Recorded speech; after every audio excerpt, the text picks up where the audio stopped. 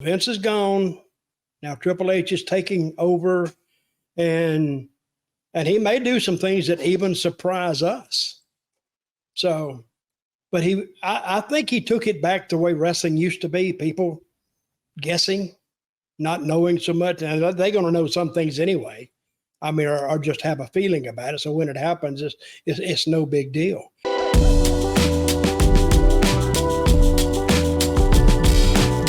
All right, let's talk about the results here real quick and the ramifications of it. Cody Rhodes wins the Royal Rumble, Dutch. That means the debate is over. Whatever WWE did with The Rock to send up, whether you want to call it a smoke screen, whether it was just hey, we're gonna agitate the flames and get people talking about it, and oh my God, it's gonna be Rock and Roman at WrestleMania. Everybody fell for it, hook, line, and sinker. Cody wins the Royal Rumble. Only the fourth guy to go back-to-back ever. First guy in over 2 decades to do it. He joins Hogan, Michaels, and Austin. And then, if I was not a big enough Cody Rhodes fan already, he immediately comes down to the press conference, sits down and says, hey, before we have any questions, and again, I'm paraphrasing here, he sat down and said, for the last month, I have seen a lot of memes. I've seen a lot of GIFs. I've seen all your reactions. I've kept all the receipts, and you can shove them up your candy asses because I'm the guy. I've always been the guy. I'm going to WrestleMania to finish my story. I loved Cody Rhodes for doing that because for the past year, he has been WWE's champion. He just has not been the WWE champion. He's been working the championship schedule without actually having the belt around his waist. I love that they decided to go this direction. You can still do Rock and Roman at another time if you really want to. But Dutch, how surprised were you that they went with Cody again over Punk? Well, that's the beauty of wrestling. You can say this is what they're going to do, but I don't know what I don't sit in that creative room.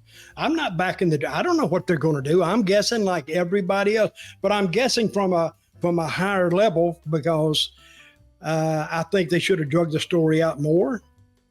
And the finish on Cody and Roman, it could still surprise me. So, I didn't see that coming. Oh, God, if he loses again. Oh, my Lord.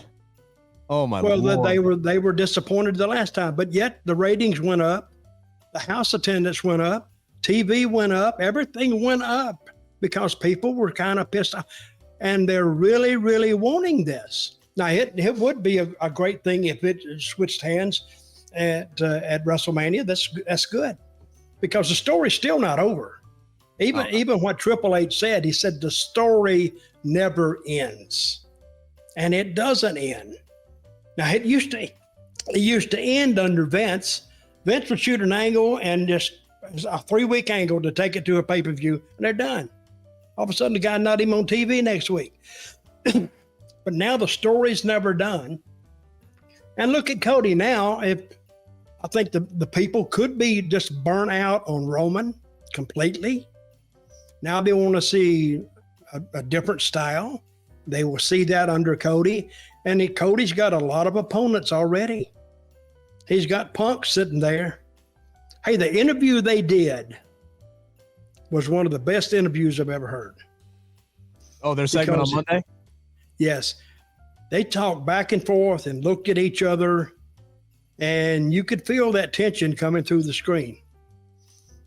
See, that's how people think this is real. And who knows, a lot of interviews have been real because you're just talking then. But if you're sitting there and I don't know nothing about wrestling and I'm saying, wow, these guys are going to rip each other apart. And that's the way you want to leave them. If they'd have touched each other, it would have ruined it. Completely ruined it. But they left without touching. And of course, my favorite, Gunther, he could be a great opponent for Cody. He could beat the living crap out of Cody. Cody could lose and still get over. I think that's the guy who beats Cody. Like, I don't think if Cody wins, if Cody wins at Mania, he doesn't need to go on this epic long journey. I've said it a million times. Not every title run needs to be an endurance test. Okay. So like he can win it. Now, how long you been saying that? Since Triple H took over and every title run's turned into an endurance test. Okay.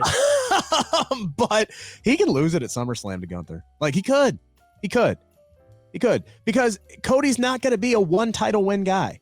Once he gets the monkey off his back, he'll get it again, and he'll get it again, and he'll get it again. All right. Like I know he said during his press conference, like Randy Orton was like, yeah, man, I'm a 20-time champion. He's like, damn, easy, Hoss. I'm just trying to get one here. He's going to get more than one, but yeah, he doesn't have to have it a long time. SP3, what was your reaction to the finish? How surprised were you that Cody was the guy who won?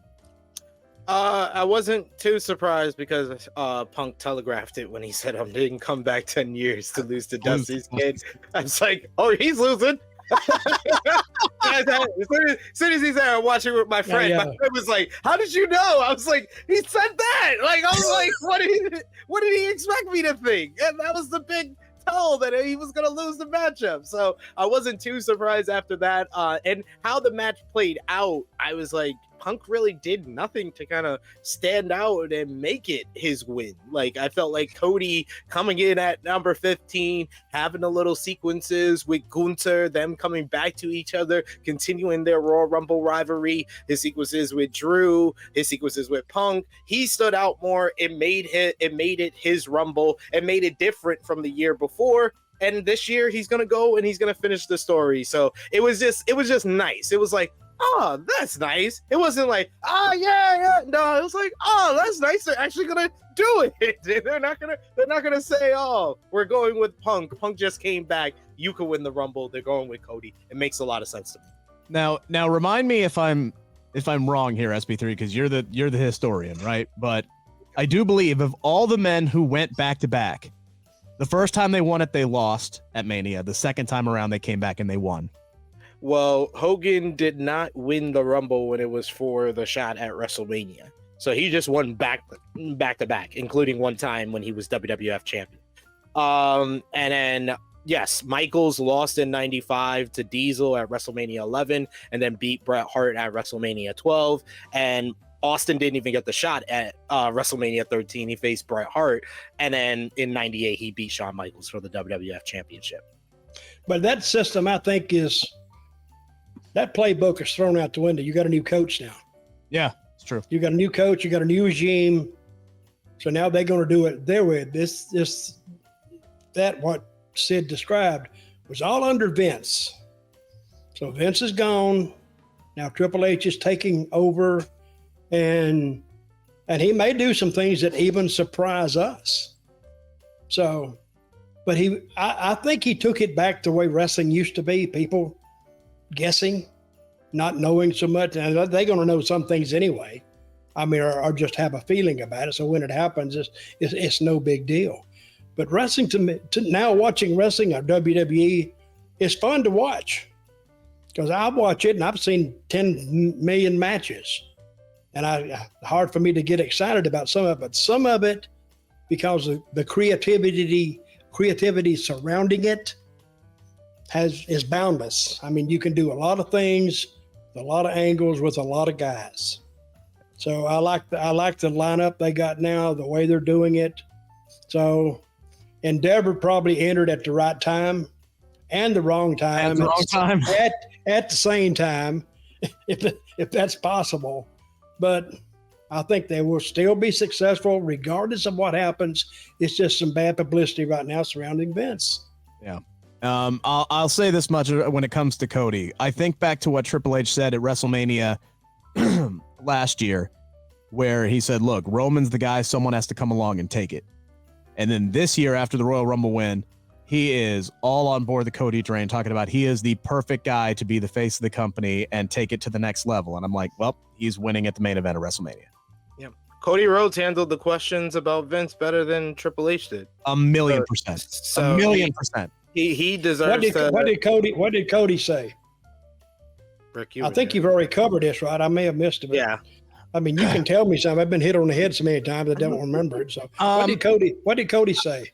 I'm trying to again. I can't think verbatim of what he saw, but he was asked the same question that Vince was asked about. How does this come together and make sure that this doesn't happen to anybody else, right? Like what can be done from an executive level or anything of how this doesn't happen to any other employee. And Cody, basically kind of embraced the question and said, hey, look, here's what I can say. I've never been a part of a locker room or a community that has been like this. This is a very team oriented locker room. This is, we are all there I know we're competitors with one another. We're all gunning for the top spot, but like, this is a locker room like no other. We are there to uplift each other. We are there to be there for one another. We are a giant family. You talked a very family oriented environment in the WWE locker room these days. It's not like it was even when he was there the first time in WWE for all those years when he was coming up. And he said, I think just that kind of environment that they are building in WWE is going to go a long way in ensuring that nothing like that is even possible, at least from, the road and the talent perspective. I don't know how that plays into the corporate level, but he's a good talker, very good talker.